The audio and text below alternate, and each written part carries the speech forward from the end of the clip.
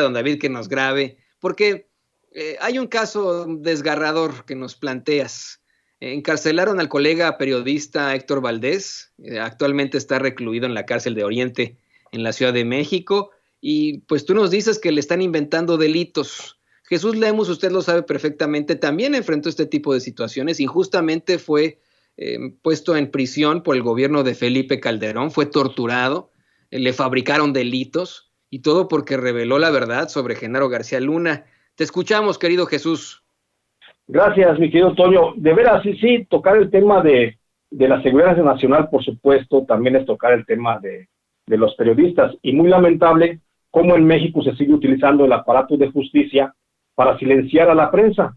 Esa es una fase del neoliberalismo que poco se ha ventilado y que todavía no se puede erradicar del todo. Del 2000 al 2008, en nuestro país, ya se registraron 19 encarcelamientos de periodistas que fueron sometidos a procesos judiciales bajo acusaciones falsas. Si bien es cierto que en por lo menos 13 casos de estos periodistas fueron encarcelados solo entre 1 a 3 días, también resulta que hay 6 casos en donde los comunicadores pasaron de entre 4 días a 3 años privados de su libertad, solo por caprichos de algunos funcionarios públicos. Hay casos emblemáticos como el de Pedro Canché o Lidia Cacho, en los que se evidencia la perversidad con la que actuó el Estado solo para restringir la libertad de expresión y el derecho al libre ejercicio del periodismo, que es una situación que no se puede seguir tolerando y que urge sea revisada a la luz de la historia por parte del actual gobierno federal. Esto viene a colación, mi querido Toño, porque justamente el día de hoy hay 2 periodistas presos de cuyos casos no han querido conocer las organizaciones no gubernamentales dedicadas a la defensa de los derechos de los periodistas, ni la propia Comisión Nacional de los Derechos Humanos. Esos son los casos de Marco Antonio Vázquez Hernández y Héctor Valdés Hernández. Marco Antonio Vázquez se encuentra preso, desde hace 11 años en la cárcel municipal de Teziutlán, Puebla, acusado falsamente del delito de violación, en medio de un proceso lleno de irregularidades que fue cuadrado por el gobierno estatal de esa entidad, luego que este periodista, que trabajó como corresponsal del Universal, de Televisa y de varios periódicos locales importantes, fue incómodo para las autoridades locales. Marco Antonio Vázquez Hernández fue sentenciado a 14 años de prisión y a la fecha, cuando todavía le faltan 3 años para cumplir la sentencia, no ha podido alcanzar la libertad bajo caución, porque el gobierno estatal de Puebla se niega a esa posibilidad, y todo porque todavía los funcionarios que los llevaron a prisión están vigentes dentro de la administración del gobierno local. El caso de Héctor Valdés Hernández está igualmente plagado de irregularidades.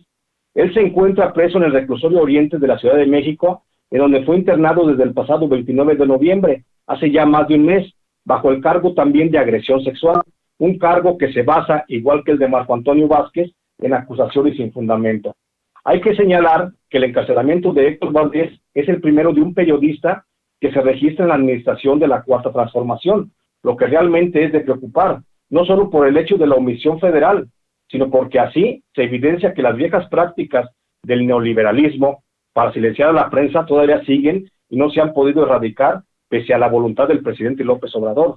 Solo para poner en contexto a nuestra audiencia de este espacio libre como el viento, mi querido Toño, déjame ahondar un poco en el proceso que enfrenta el compañero periodista Héctor Valdés, quien ya manifestó su temor de ser asesinado dentro de la prisión, pues hasta su celda le siguen llegando amenazas de muerte. Héctor Valdés, hay que decirlo de manera muy clara, es un periodista incómodo para el gobierno de Quintana Roo, muy concretamente para la administración municipal de Tulum. Su trabajo como director del periódico Tulum en Red le costó una serie de amenazas de muerte que lo hicieron desplazarse de su localidad para radicarse en la Ciudad de México, bajo el cobijo del mecanismo de protección de periodistas.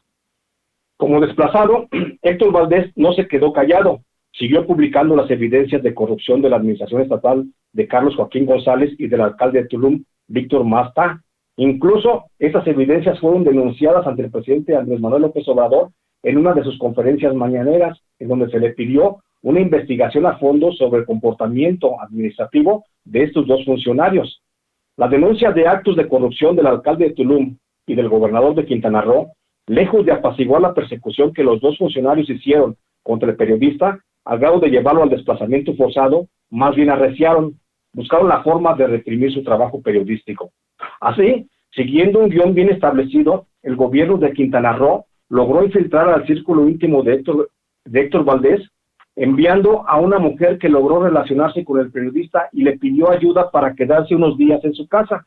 Por humanismo, Héctor Valdés dio al ojo en su casa a esta persona, sin saber que estaba mordiendo el anzuelo de la trampa que le tendieron desde Quintana Roo.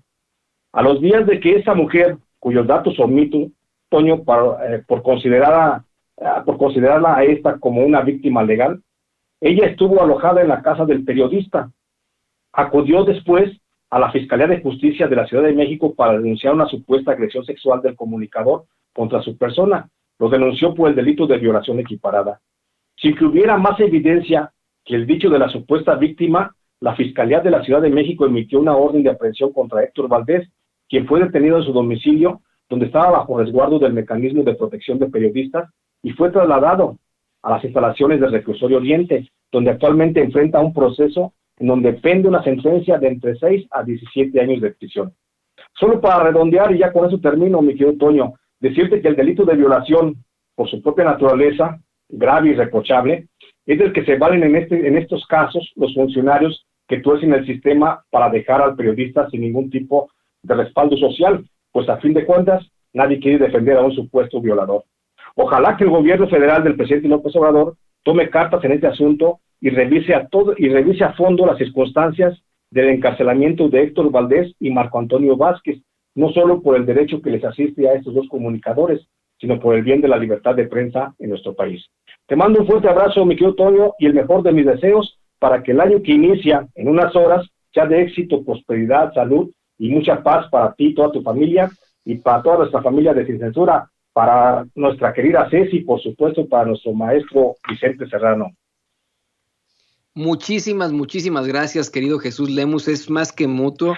Todo el equipo de Sin Censura, mira, a nombre de todo el equipo de Sin Censura, te queremos desear lo mejor a ti y a toda tu familia. Una vez más, hacer un reconocimiento y una felicitación muy fuerte por este trabajo que haces como periodista de a pie, por tus investigaciones, por tus libros publicados que están haciendo una serie de revelaciones importantes para nuestro país, están sentando las bases de un país muchísimo más democrático, y no sabes cómo te lo agradecemos, lo orgullosos que estamos de tener a un colaborador como tú en este espacio, libre como el viento, en este espacio completamente independiente. Jesús, antes de que te vayas, te voy a decir que tenemos en unos momentos más al secretario de Periodistas Desplazados de México, Amir Ibrahim, se va a conectar con nosotros precisamente desde Quintana Roo. Voy a aprovechar para plantearle también el caso de Héctor Valdés. Esto no se puede quedar así, tenemos que actuar al respecto. Nosotros como periodistas y la sociedad en general no pueden quedarse,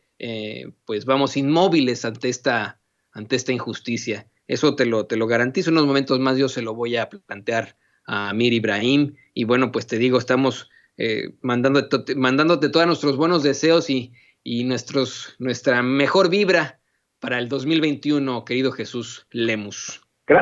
Gracias, mi querido Toño, estoy al pendiente, y bueno, ojalá que Ibrahim, que también es parte de estos grupos de desplazados, pueda apoyar esta causa, porque él mejor que nadie conoce el trabajo, por supuesto, de Héctor Valdés. Ojalá tengamos una buena respuesta del colega periodista. Un abrazo, mi querido Toño, estoy a tus órdenes. Siempre también a tus órdenes aquí, Jesús Lemus, compañero periodista de a pie. Él sí es periodista de a pie, él tiene una serie de investigaciones, él fue perseguido por el gobierno de Felipe Calderón por luchar por esa verdad con justicia, por dar a conocer la verdad de Genaro García Luna.